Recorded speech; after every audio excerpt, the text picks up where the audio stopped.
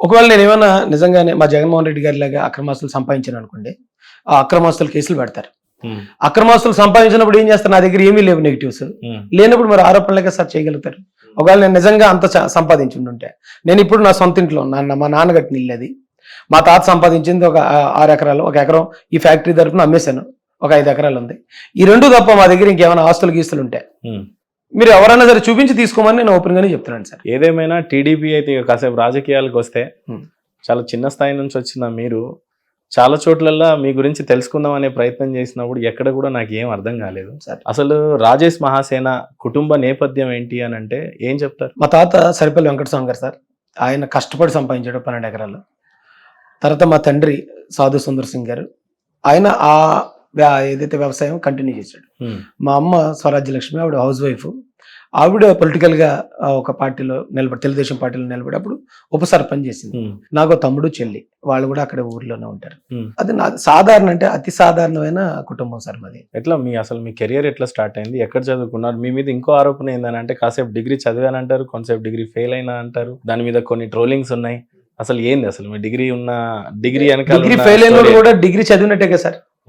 చదవకుండా ఫెయిల్ అవడు కదా. Okay. Degree చదివానన్నా, degree fail అయినన్నా అందులో ఏది అబద్ధం లేదు. నేను డిగ్రీ పాస్ అయ్యానంటేనే అబద్ధం. ఓకే. సో నేను చదివే సమయంలో సార్ నాకు తెలివితేటలేవా అలా చదవలేకపోయినట్టు తెలియదు కానీ నేను చదువుకున్న సమయంలో అసలు ఏమీ సరిగా చదవలేదు. 10th క్లాస్ దాకా నేను బాగానే చదివాను, పాస్ అయ్యాను. ఇంటర్మీడియట్ జాయిన్ అయ్యాను, డిస్కంటిన్యూ చేశాను. దాని తర్వాత ఆంధ్ర పాలిటెక్నిక్లో ఆర్కిటెక్చర్ బ్రాంచ్ తీసుకుని అక్కడ 2 సంవత్సరాలు చదివాను. అంటే నాకు అప్పుడున్న ఫ్రెండ్స్ అవ్వచ్చు, లేకపోతే వాళ్ళతో సరదాగా తిరగడం అదే ఉండొచ్చు. ఎప్పుడు నేను సరిగ్గా చదవలేదు. అయితే కొంతకాలానికి అంటే లైఫ్ అంటే ఏంటో తెలిసి వచ్చేటప్పటికి కనీసం డిగ్రీ ఉంటే అన్న ఏదైనా అవకాశాలు ఉంటాయి, మనం భార్య పిల్లలు ఇలాగ వస్తారు కదా, ఉద్యోగ అవకాశాలు వస్తాయి అనే ఆలోచనతో నేను ప్రైవేట్గా డిగ్రీ కట్టాను సార్. ప్రైవేట్గా కట్టాను. అక్కడ రాజమండ్రి దగ్గరలో, కోరుకొండ దగ్గరలో చిన్న కాలేజ్ ఉంటుంది. ప్రైవేట్గానే రాశాను.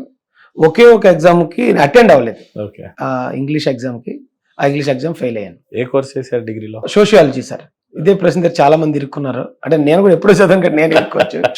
సోషియాలజీ, హిస్టరీ, ఎకనామిక్స్ అండి, ఆ సబ్జెక్ట్స్ రాశాను సార్. సో ఆ నేపథ్యం నుంచి వచ్చిన రాజేష్ మహాసేన ఒక మీడియా కంపెనీని అయితే పెట్టారు. మీడియాని బాగానే రన్ చేస్తున్నారు సార్. రేపటి రోజు టీడీపీ చంద్రబాబు నాయుడుని నమ్ముకొని టికెట్ ఇస్తారా ఇయ్యరా అనేది కూడా మాట్లాడుకోకుండా టీడీపీలో అయితే జాయిన్ అయ్యారు. ఇప్పుడు మీ మీద వస్తున్న ఎక్స్పెక్టేషన్స్ ఎలా ఉన్నాయి అంటే మీ సైనికులు కావచ్చు, మీ ఫాలోవర్స్ కావచ్చు, వస్తే మీరు ఎక్కడి నుంచి వస్తారు? అది జనరల్ స్థానం నుంచి అయి ఉంటుందా, లేకపోతే ఎస్సీ రిజర్వ్డ్కి ఉంటుందా? ఏ రకంగా మీరు ముందుకు పోదలుచుకున్నారు రాజకీయం? టు బి ఫ్రాంక్ చెప్పాలంటే సార్, అక్కడ ఉన్న పరిస్థితులు ఇప్పుడు తెలంగాణతో పోల్చుకుంటే ఏపీ డిఫరెంట్ అండి. అన్ని కుల సమీకరణాల మీద జరుగుతాయి. నేను మొన్న ఇలాంటిదే ఒక పంచాయతీ ఎలక్షన్ జరిగితే మాకు తెలిసిన ఆయన్ని అది జనరల్ దానిలో నిలబెట్టాను. జనరల్ దానిలో నిలబెడితే నాకు అన్ని కులాల్లో ఫ్రెండ్స్ ఉన్నారు, అన్ని కులాల్లో నేనంటే ఇష్టపడేవాళ్ళు ఉన్నారు.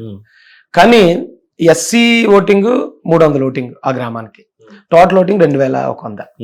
మాకు పడ్డ ఓటింగ్ 300. మిగతా అన్ని కులాల్లో ఫ్రెండ్స్ ఉన్నారు. బట్ వాళ్ళందరూ ఆలోచన ఏంటంటే ఇది ఇప్పుడు ఎస్సీ రిజర్వ్డ్ కాదు కదా, ఇది జనరల్ కదా. జనరల్ అయినప్పుడు వారు పోటీ చేస్తే వాళ్ళకి కదా ఓటు వేయాలి, ఎస్సీలకు వచ్చినప్పుడు కదా ఎస్సీలు నిలబడాలి. అంటే జనరల్ అంటే అందరూ నిలబడొచ్చు అనే ఆలోచన కూడా చాలా మందికి లేదు. ఎస్సీకి వచ్చినప్పుడు మాత్రమే ఎస్సీకి ఓటు వేయాలి, అక్కడ ఏదో అన్యాయం జరిగిపోయింది అన్న ఆలోచనలో ఉన్నదండి అక్కడ ప్రజానికం.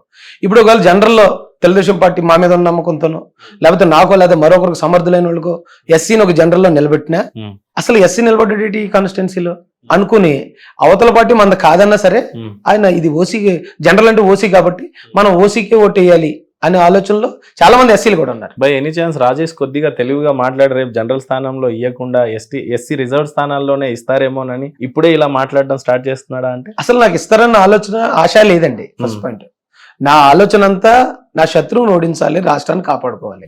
ముఖ్యమంత్రి మీ శత్రువు ఇప్పుడు ఆయన రాజారెడ్డి గారు మనోడు, నేను వెంకటస్వామి గారు మనోడిని. ఆయనకుంటే నాకుండేది నాకుంటదండి. ఆయనకి ఒకే ఓటు, నాకు ఒకే ఓటు ఇచ్చింది రాజ్యాంగం. లక్ ఏంటంటే వాళ్ళ నాన్నగారు ముఖ్యమంత్రి చేశారు, మా నాన్నగారు వ్యవసాయం చేసుకున్నారు కాబట్టి ఆర్థికంగా నేను ఏమైనా తక్కువ ఉండొచ్చు. కానీ ఏమంటే జగన్మోహన్ రెడ్డికి నాకేంటి?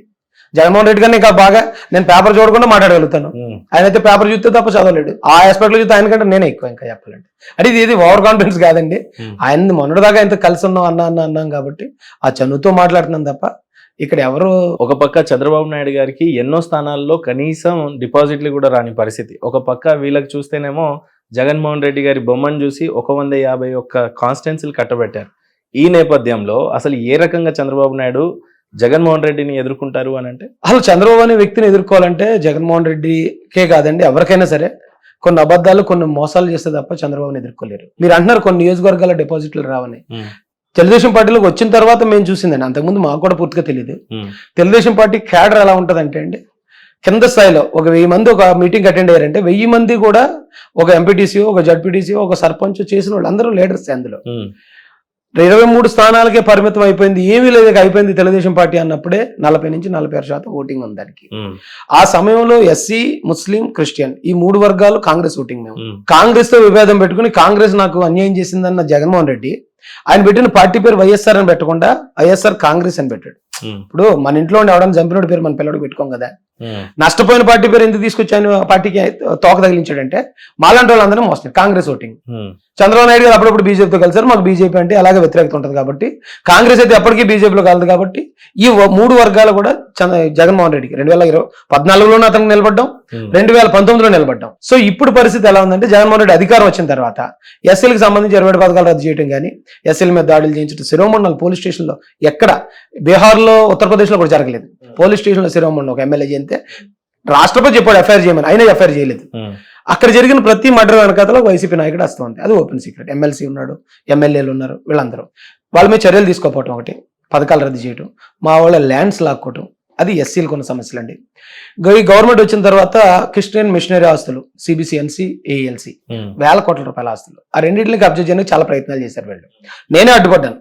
ఏఎల్సి విషయంలో మాకు ఎంతో స్నేహితుడైన అనిల్ కుమార్ని వ్యతిరేకించాను నేను. అక్కడ రాజమండ్రిలో షాడీ స్కూల్ని కబ్జా చేయబోతుంటే అక్కడ ఆ జక్కంపూడి రాజు అనే వాడితో తలపడ్డాను. మొన్న 1వ తారీఖు, జనవరి 1వ తారీఖు నా మీద అటాక్ చేయించడానికి కారణం కూడా అదే. అలాగే కాకినాడలో సిబిసిఎన్సి 100 కోట్ల రూపాయల ప్రాపర్టీ అక్కడ చంద్రశేఖర్ రెడ్డి ఆయన కబ్జా చేయబోతుంటే మేము వెళ్ళి అడ్డుపడి 10,000 మందితో ర్యాలీ చేసి కుక్కలు నేర్పించినట్టు ఇడిపించాను అక్కడి నుంచి. నా వెనకాతలు ఏం బలం లేదు, నా వెనకాల ఉన్నదంతా జనబలమే. సో క్రిస్టియన్స్ మోసపోయాం మనం అనేది ఒక ఐడియాకి వచ్చేస్తున్నారు. ఇక సిఐఎన్ఆర్సీ విషయంలో ఇక పక్కన ఉన్న కేసీఆర్ వ్యతిరేకిస్తే అక్కడ ఉన్న జగన్మోహన్ రెడ్డి అనుకూలంగా ఓటేశాడు. ఇక్కడ నేను మైనారిటీలు రక్షణ కల్పిస్తానన్న జగన్మోహన్ రెడ్డి వాళ్ళకి వ్యతిరేకమైన చట్టాలకు ఎలాగేసాడని చెప్పి రాష్ట్రం అంతా చిన్న పిల్లడి దగ్గర నుంచి ముసలోడి దాకా ముస్లింస్ అందరూ కూడా వ్యతిరేకించారు. అతను ఓట్ బ్యాంక్, అతని పునాది ఏదైతే ఉందో అది ఆల్రెడీ కదిలిపోయింది. అతనికి డిపాజిట్లు వస్తాయి లేదు చూసుకోవాలి ఇప్పుడు.